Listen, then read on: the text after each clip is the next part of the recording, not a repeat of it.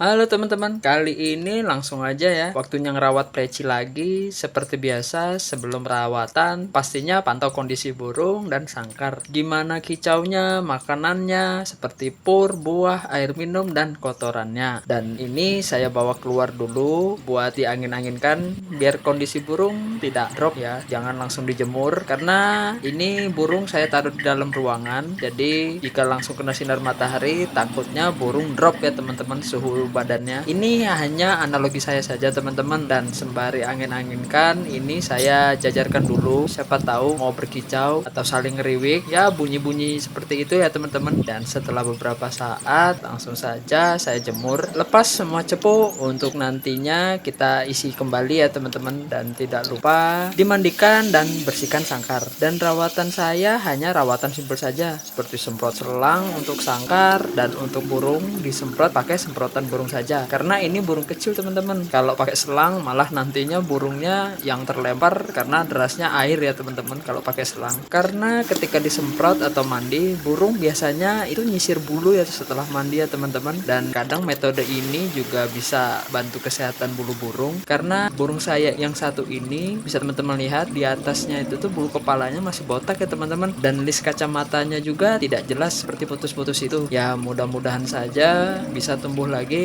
Lalu setelah mandi anginkan lagi, karena burung kecil setelah mandi saya tidak langsung saya jemur ya teman-teman, takutnya suhunya drop seperti yang saya bilang tadi. Habis mandi biasanya kan suhu dingin ya teman-teman karena kena air, kalau langsung kena sinar matahari takutnya drop. Dan karena ini juga terlalu kesiangan ya teman-teman, jadi mataharinya sudah agak menyengat. Dan sembari saya angin-anginkan, saya beri makanannya ya seperti biasa, pisang. Lalu tidak lupa EF-nya ulat, dan air minumnya juga jangan lupa. Ini rawatan sehat saya saja ya teman-teman. Ya burung masih ngeriwi, tapi kalau didekatin masih lompat-lompat seperti video saya sebelumnya, karena ini juga burung bahan ya teman-teman, jadi butuh proses. Tapi inilah seninya ya teman-teman, rawat burung bahan ya teman-teman. Emang untuk harga sih agak murah, tapi enaknya ada proses yang kita terapkan ya teman-teman. Ya beda kalau burung sudah jadi atau burung sudah gacoran ya teman-teman, kita tinggal terusin saja, tidak ada analisa burung seperti ini.